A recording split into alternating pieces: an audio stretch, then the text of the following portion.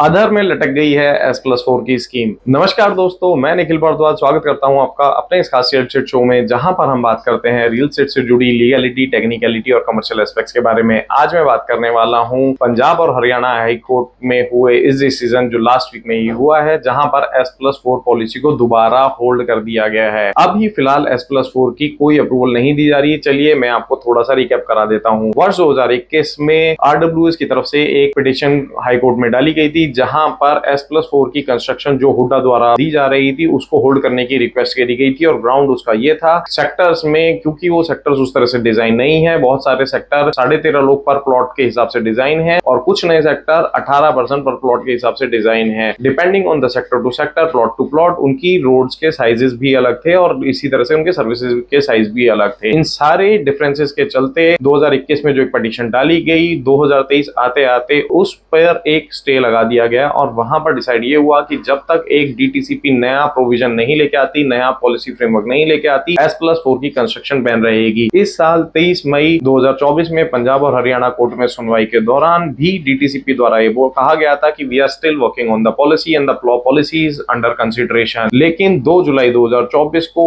Without intimating high court ये policy chief secretary की तरफ से रोल आउट कर दी गई और S+4 को कंडीशनल अप्रूवल दे दी गई। ये अप्रूवल अब चीफ सेक्रेटरी के गले की फांस बनती नजर आ रही है, क्योंकि इसी हफ्ते RWA दोबारा हाई कोर्ट में पहुंच गई और उन्होंने इस नए सर्कुलर को चैलेंज किया कि जब मई में ये बताया गया था कि पॉलिसी अंडर कंसिडरेशन है, तो बिना कोर्ट के संज्ञान में लाए पॉलिसी रोल आउट कैसे करी जा सकती है। बहरहाल डीटीसीपी और गवर्नमेंट ऑफ हरियाणा ने अपनी तरफ से कोर्ट को अश्योरेंस दिया है कि S+4 की अप्रूवल्स अभी नहीं मिलने वाली जब तक इसका फर्दर डिसीजन कोर्ट में नहीं हो जाता। टिल देन S+4 की तभी अप्रूवलें होल्ड पर रहेंगी और अब इसकी फिलहाल जो भी डिपार्टमेंटल फॉर्मेलिटीज चल रही थी वो सब बैकग्राउंड में चली जाएंगी। इस मामले से जुड़ी जैसे ही हमें कोई और जानकारी मिलती है, we will bring in more information for you. I hope you like the information today. Please stay tuned with us so that I can bring you more real estate information. जुड़े रहिए हमारे साथ, हम लेकर आते हैं आपके लिए रियल एस्टेट से जुड़ी ऐसी ही कुछ अहम और बेहतरीन जानकारियां जो आपको अपने फ्यूचर प्रोस्पेक्ट और निवेश में मदद करती हैं, ताकि आप अपने सपनों के घर को सपनों से सजा सके। तब तक के लिए थैंक यू।